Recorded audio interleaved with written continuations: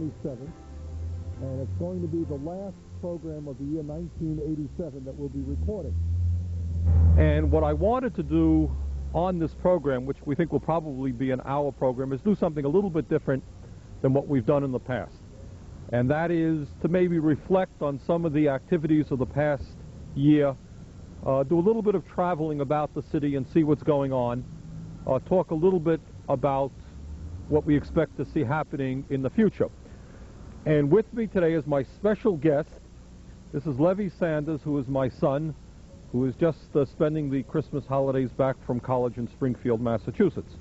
And behind the camera is Nat Air. And before we go any further, I do want to thank the people at CCTV, Nat Air and Lauren Glenn Davidian and the others for the tremendous help which they provided me and many of us on cable access, not only for this program, but for the Board of Aldermen programs, the school board programs, the city attorney's programs, the youth office programs, the arts council programs, and other programs. One of the thoughts that I feel very strongly about, one of the things that I feel very strongly about, is that in a democracy, people have got to know what's going on in their own communities. And to a large degree, the mass media does not do that. And I think in terms of cable access, we're making some real progress in allowing the people of Burlington and of our region to know what is happening in their own community. And we're excited about that, and we in fact intend to do everything that we can to expand the concept of cable access, to get more people from the community, not only those associated with government, but people in general on television so that they can better communicate with their neighbors. All right, before we move on to a new location, let me reflect a few things about what's been happening in this building this last year, and what will happen during the next year. And that is, while we look at the various problems that the city has, it's important to understand how the city is able to raise the revenue that it needs in order to address the problems. Sometimes I think people think that if they identify a problem, they say, well, we have a problem in Burlington, or we have a problem in the state of Vermont, that's enough. Well, it's not enough, because what one also has to think about is how do we raise the revenue that we need in order to address the problem. One of the phenomenon that has been going on in this country in the last year, and in fact the last number of years, is that the wealthiest people in our country are becoming wealthier. And in fact, recent figures, recent statistics that came out from the federal government show us that 0.5% of the population of the United States owns, well, let me get out and tell you what it owns. That in fact the 0.5% of the population owns 35% of the wealth in this country, and the wealthiest 10% of the population own over 70% of the wealth.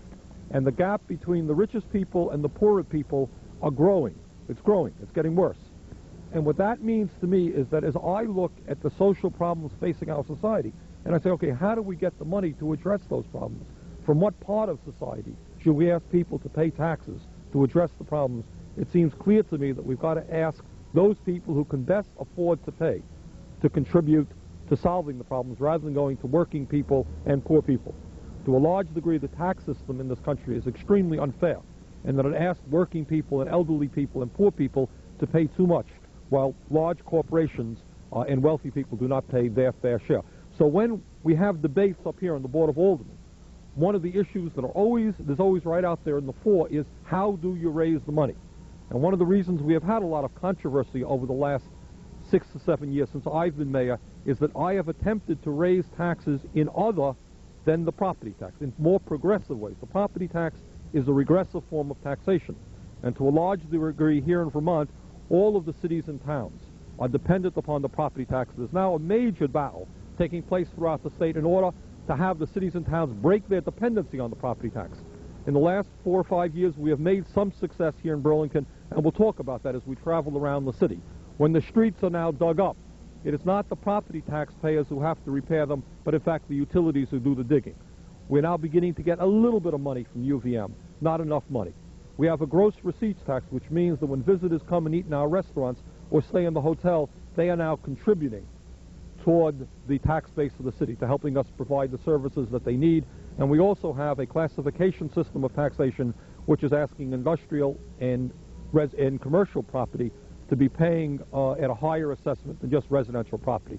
So we think we're making some progress. We clearly have a long way to go. But as we look at the problems that we face, it is absolutely imperative that we understand how can you raise the revenue in a fair and progressive manner rather than taking the money from working people or poor people and elderly people. And that's an issue that we debate here all the time and that we'll continue to discuss. Okay, we're on our way. The next stop will be, in fact, just a block away from City Hall, and that is the Burlington Free Press, which plays a very, very important role in having, in how the people of this region, not only the city, but the entire region, northern Vermont, understand what's going on in their community. So we'll have a few words to say about the Free Press.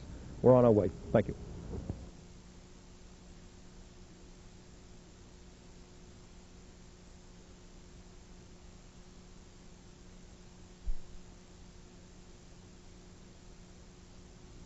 All right. Oh God, it's $1.25. We're off. They raised the rates recently? They raised the rates. They did? Yeah. When was that? I don't know. I remember a week ago I plugged in May for $1.25. All right, here we go. There's one involved. One. Now $1.25. I'll leave some bloopers. 3. A lot of money. 4, 5. Take a sock out of it.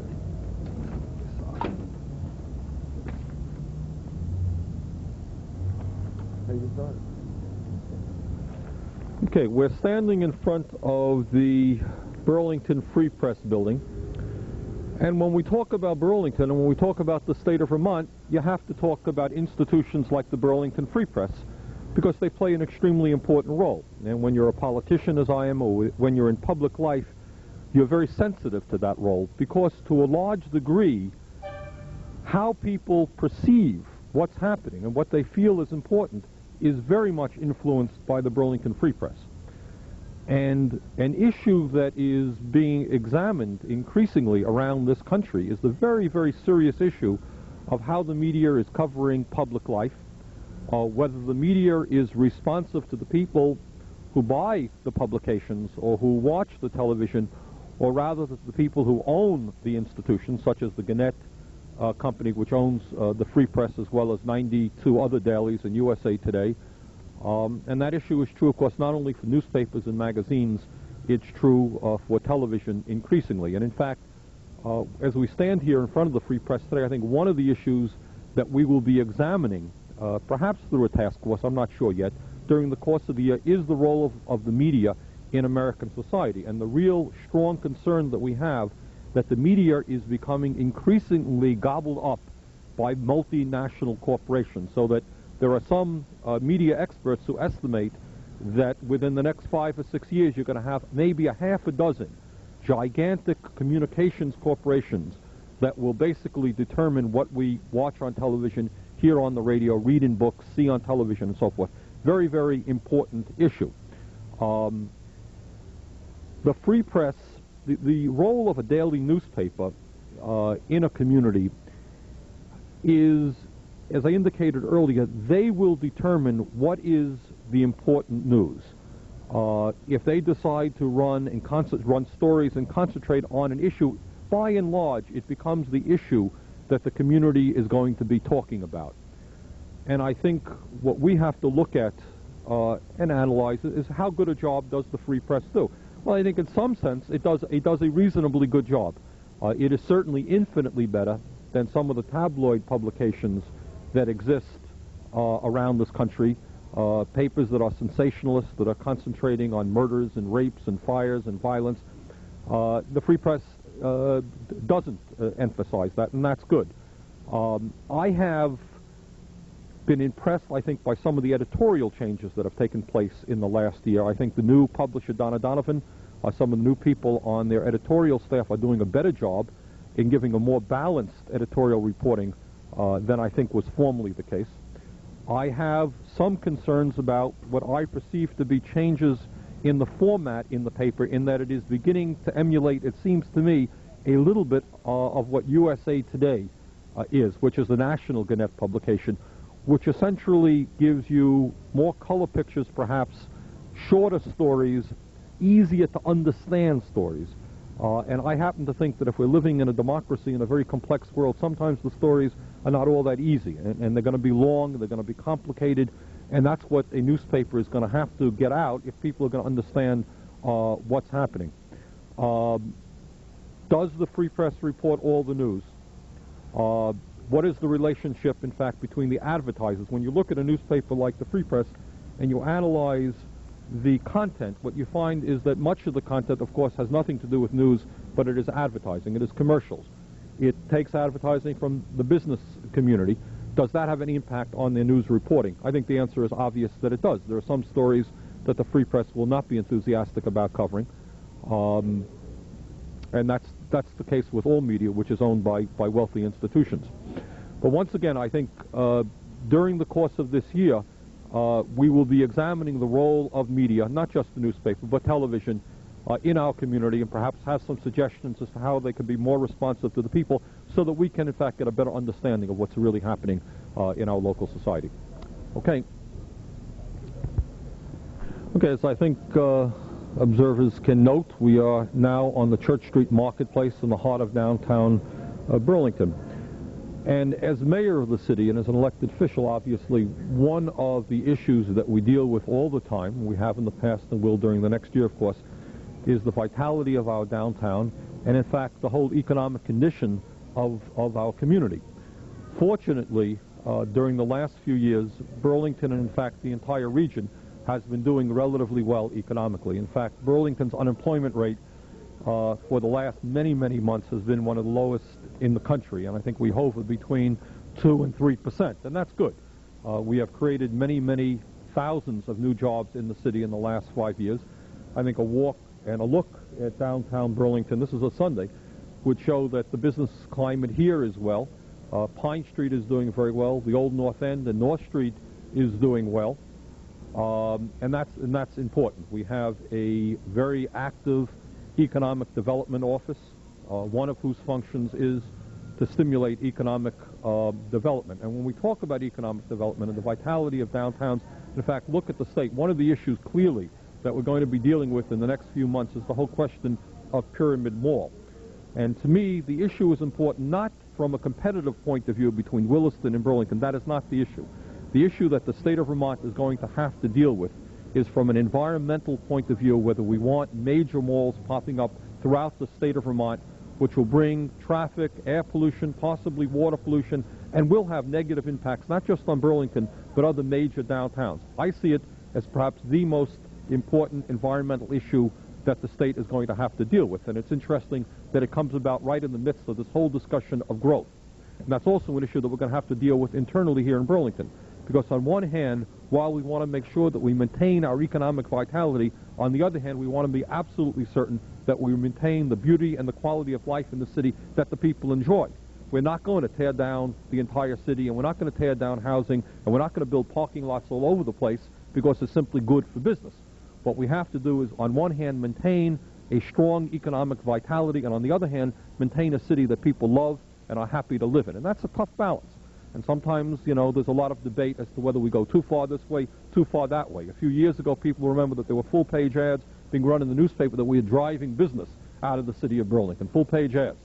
And now we are having, you know, a lot of comments, well, we're too pro-development as a city. Well, how do you draw that line? That's an issue that we'll be looking at very strongly in the next few months. What role should the city take in making sure that the development that we have is tasteful development, that there's not too much development, that there's enough to maintain our vitality while maintaining the quality of our life? Very important issue, delicate issue. There'll be differences of opinion. That's an issue you're going to see a lot of discussion on during the course of this year. Okay. Hi. Okay, we are up on the hill now, and I think people can see that behind us is the Medical Center Hospital of Vermont, and over there on the left is the University of Vermont. And during the course of this last year, there has been a whole lot of discussion, as I think many viewers know, regarding the relationship of the Medical Center Hospital of Vermont to the city of Burlington. I want to capsulize some of the issues there. They fall basically into two separate categories. The issue that we dwelt on most this year was the relationship from a taxation point of view of the medical center to the city of Burlington. The history of that is that during the last 5 or 6 years, the city has, on repeated occasions, asked the medical center to provide some financial help in one way or another to the city. The medical center is a very, very large institution owning substantial amount of property, having a budget of approximately $120 million a year. In terms of its financial contribution to the city for the services that it receives, the city receives $0, not 1 cent. And over the last 5 or 6 years, there's been a lot of discussion. And essentially, the city has gotten no place. As a result of a recent Supreme Court decision dealing with a medical facility in central Vermont, the city attorney's office in Burlington felt that it was appropriate and right that the city, in fact, do away with the tax-exempt status of the medical center and, in fact, send them a full tax bill. And the tax bill amounted to some $2.8 million. The medical center opposed that, felt that what we were doing was illegal, took us to Superior Court. There was a very interesting trial that lasted for about 1 week. Superior Court, Judge Meeker made a decision in which he essentially bought the entire line from the hospital, ruled in favor of the hospital, and we are now going to the Supreme Court. This issue of tax-exempt hospitals, nonprofit hospitals, is an issue not only of active debate here in the state of Vermont, it is an issue that's being discussed all over the United States now, and in fact in the United States Congress. It is very possible, not yet certain, but very possible that the arguments before the Supreme Court of the state of Vermont in this coming year will be of absolute national significance. In fact, that based on the decision of the Supreme Court, decisions will be made all over the United States of America as to how municipalities deal with tax-exempt hospitals. In a nutshell, what are the issues? To my mind, the heart of the issue is this institution really a charitable institution which deserves the subsidization, from the taxpayers of the city of Burlington? And my answer is, from the bottom of my heart, is that it is not a charitable institution. You have an institution which is headed by executives who make very high salaries, no different than salaries being made by other corporate executives. You have physicians who work here who are earning, in some instances, I suspect, hundreds and hundreds of thousands of dollars in income. You have an institution in terms of its relationship to poor people, which in fact provides very little help to poor people. About 1.5% of the total budget of the medical center goes to helping poor people in terms of free care. That, in fact, is not a lot. When Mary Fletcher originally founded the Mary Fletcher Hospital 100 years ago, she was very clear that she believed that that hospital should be providing, to as great a degree as possible, free care to the poor, and those people didn't have a lot of money. And for many years, in the early part of this hospital's history, 50%, 60% of the care that was being provided at the hospital was free. Doctors work for free. That has radically changed now. And I think what you're looking at is, in fact, an institution which, in my view, is a very good institution. It's a very good hospital. And we're delighted and proud to have an institution of that quality here. But if we look at it from the point of view of whether or not it is a charitable institution which deserves the subsidy that it is presently receiving from the people of the city, the answer to my mind is absolutely not. Now, another issue that concerns me, and concerns many people in the state of Vermont, is that what you're looking at here is clearly not a Burlington institution. No argument about that. What you have is a statewide facility. It's a facility being used by people from New York State. In fact, more people, I believe, or an equal amount of people from New York State use this institution as from the city of Burlington. Why should one community alone be asked to subsidize it and not the general region? And that's an issue that the legislature will be dealing with. Furthermore, in terms of this particular institution, I have two other additional concerns which have been raised during the course of the year and which I expect will also be discussed by the legislature. Number one is that the decisions, the basic decisions as to the priorities of this hospital, how are they going to be spending their money?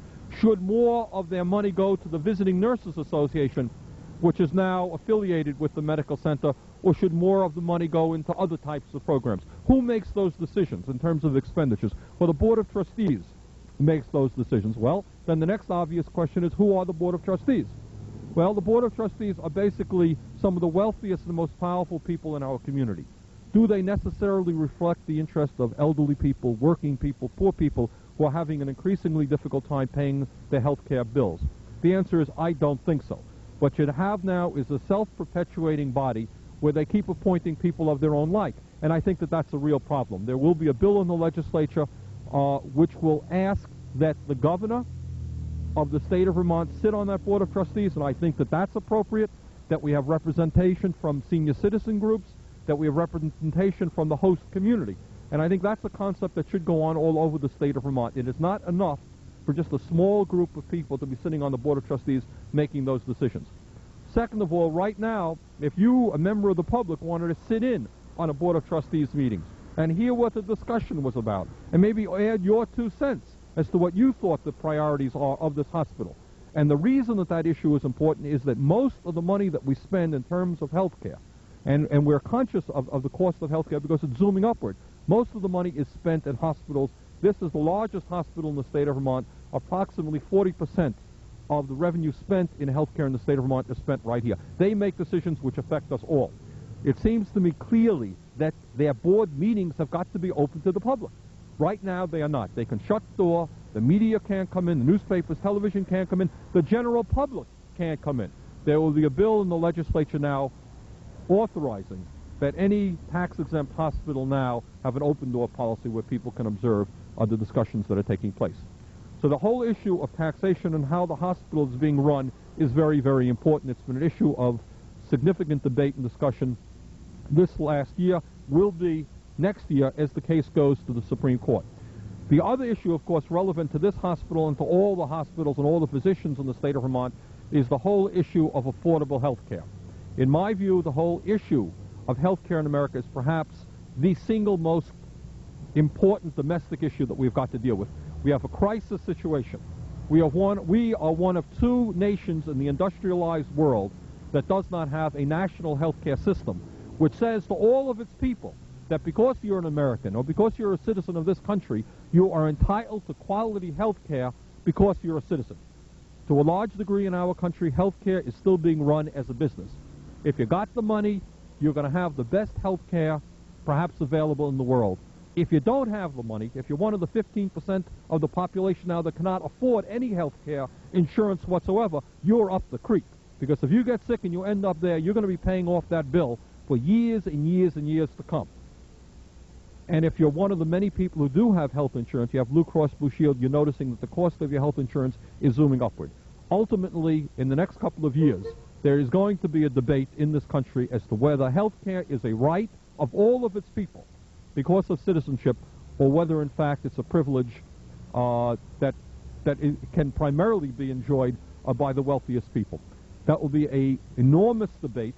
I intend to play a role in it because I believe that we need a national health care system to be financed not from Blue Cross Blue Shield revenues, not from Connecticut General, not from Medicaid, not from Medicare, not from out-of-pocket expenses, but ultimately to say that in this country we've got to join the rest of the world, say that health care is a right, that it's going to be paid for out of progressive national tax sources.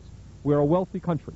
And I think if we have a nationally funded health care system, ultimately we will be spending less money than we are right now. For example, in Canada, which has a national health care system, the cost of the health care inflation rate is much less than it is here in the United States. And that's because they have one source of funding, where the government can sit down with the medical establishment and say, hey, you can't be raising your rate significantly higher than the cost of inflation. That is not the case here in the United States. Doctors' bills are going up. Hospital bills are going up. It's an issue that's going to need a lot of discussion. We don't have to do it the way Canada does. We should do it our own unique way to deal with our own unique circumstances. But we've got to deal with that issue. So those are the 2 issues that will be, I think, continuously discussed during the next couple of years. Number 1, tax-exempt hospitals in terms of their relationships to local communities Should the local community be obliged to subsidize it? And number two, the more general question in terms of affordable health care in the United States of America and in Vermont. How do we have a health care system that all people can participate in without worrying about, bankrupting their families in the event of a serious illness? Those are the two issues. We've made a good start this year. I think a lot of people are thinking about those issues. There'll be a lot more discussion during the coming years. Okay, now we've just moved about 50 feet here, and behind us is some of the campus of the University of Vermont. And the city's relationship to UVM has also been an issue over the last couple of years, and in some ways it's a parallel issue to the medical center. There is no question that the University of Vermont has an enormous impact on our community, both in many instances a positive impact in terms of the cultural and intellectual activities which they provide, in some cases a negative impact.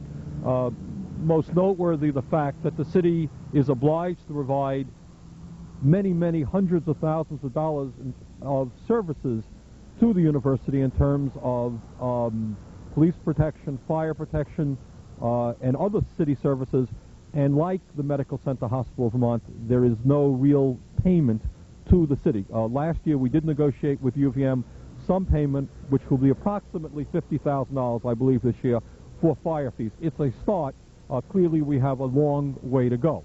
So I think the issue with UVM, once again, is similar to the medical center in that with the University of Vermont, what you clearly have is a statewide and a regional facility. It is not a Burlington facility.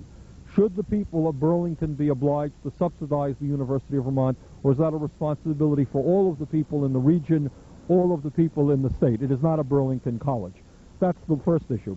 The second issue, which is a little bit different, and one, excuse me, which interests me, is if you look at the state of Vermont from an intellectual point of view, and you say, okay, where is the intellectual leadership? Where is the institution that provides that leadership? It should be the University of Vermont. And I think it's a fair discussion to say, what role is the university playing in that regard? Is it providing that intellectual leadership? Are they asking the hard questions that they should be asking, or really are they, rather than asking those questions, are they part of the establishment themselves? Who sits on the Board of Trustees of the University of Vermont? And I think if you begin to think about that issue in those ways, you'll find, like the medical center, by the way, and there seems to be almost a revolving door policy that the people who sit on the medical center Board of Trustees end up at the University of Vermont, and very often they are some of the wealthiest and most powerful people in the community itself.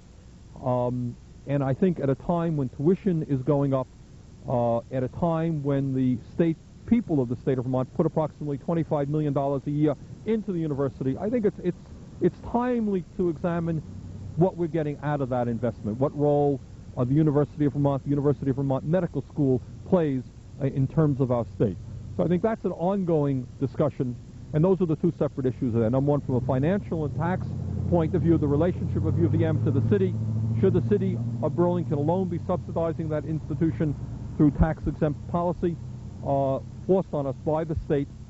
And second of all, the intellectual role that the University of Vermont is playing in our community. And I should point out, maybe as we leave this area, that the viewers will recall that several years ago in Burlington we placed the question on the ballot. And we said to the people of Burlington, how do you feel about UVM and the medical center paying 25% in taxes of what they would pay if they were not tax exempt?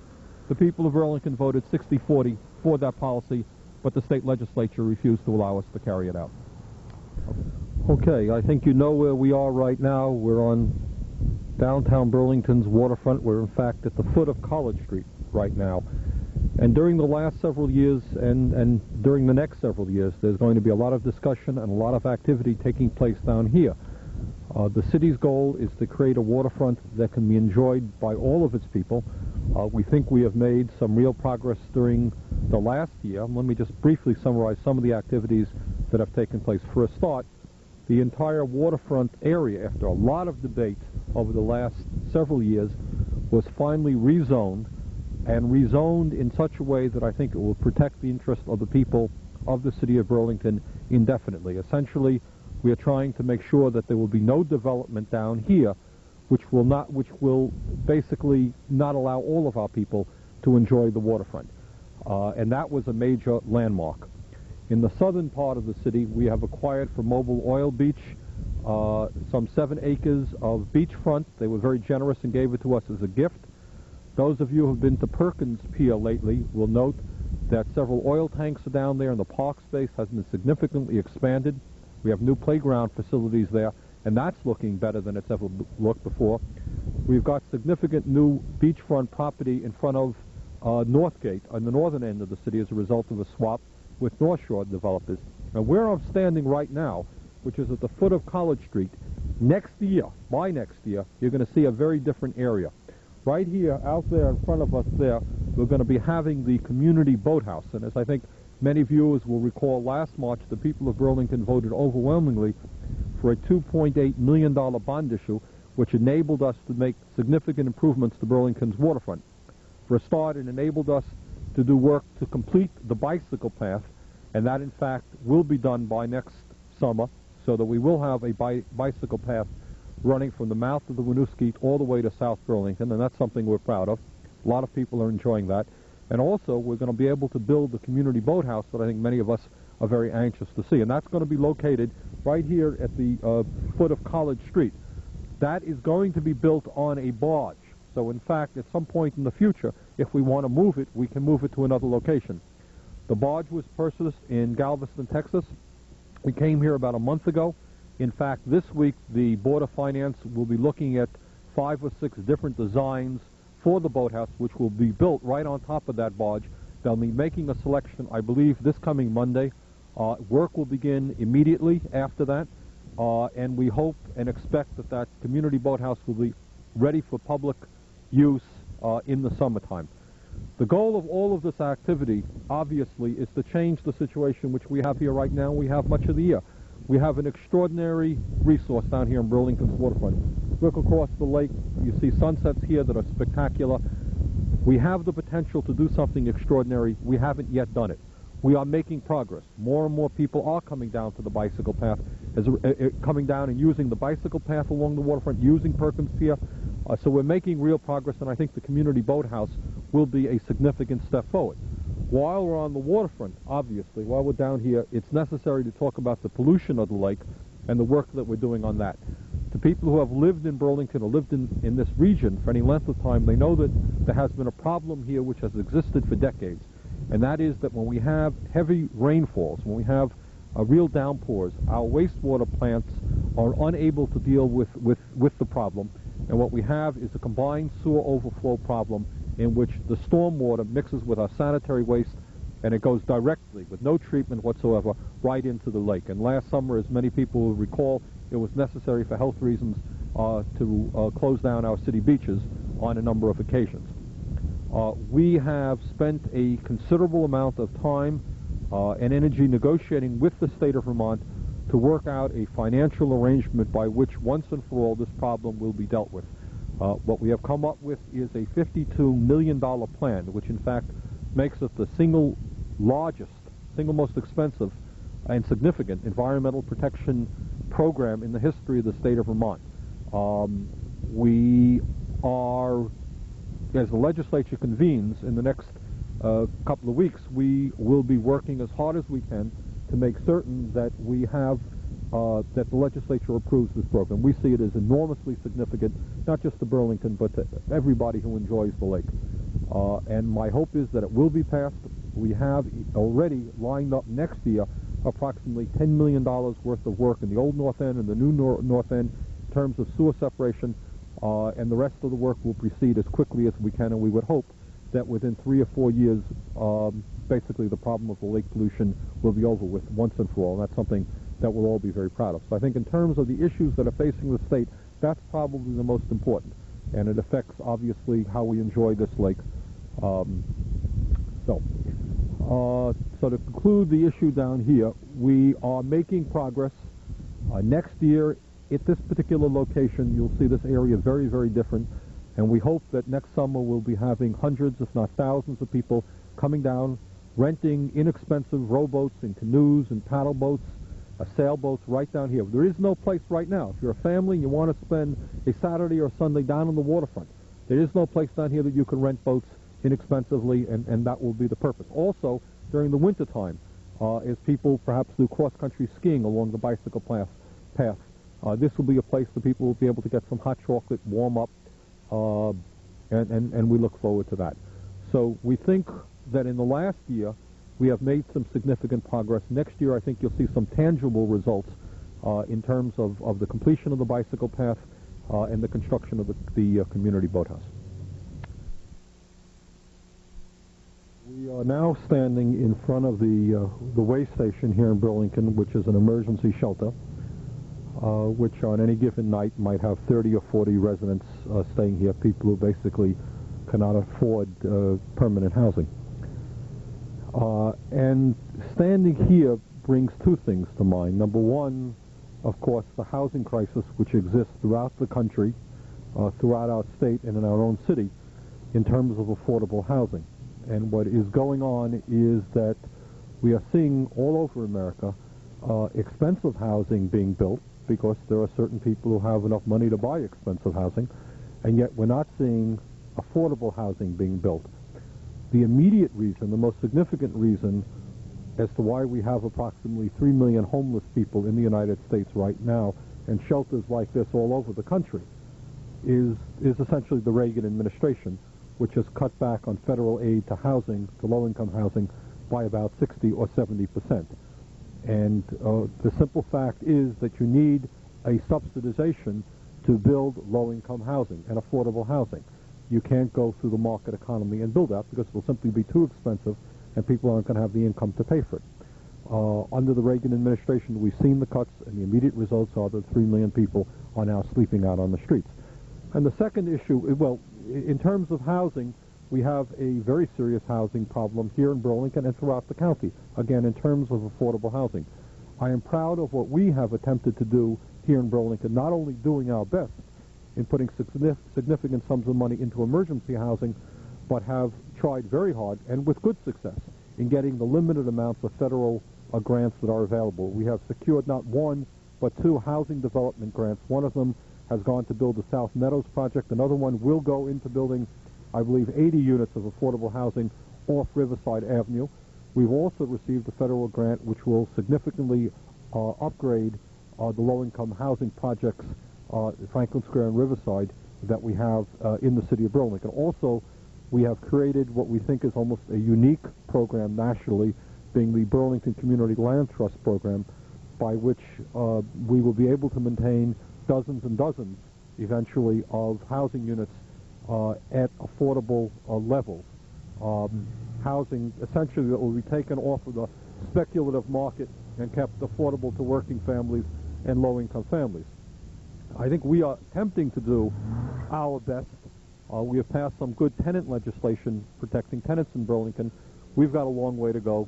The federal government has a long way to go, and the state of Vermont has a long way to go. But even getting off of the issue of housing for a moment, I think standing here in front of the emergency shelter makes us think a little bit about national priorities and why it is that in a nation which has the resources that we have to have emergency shelters while we have to have people sleeping out on the street.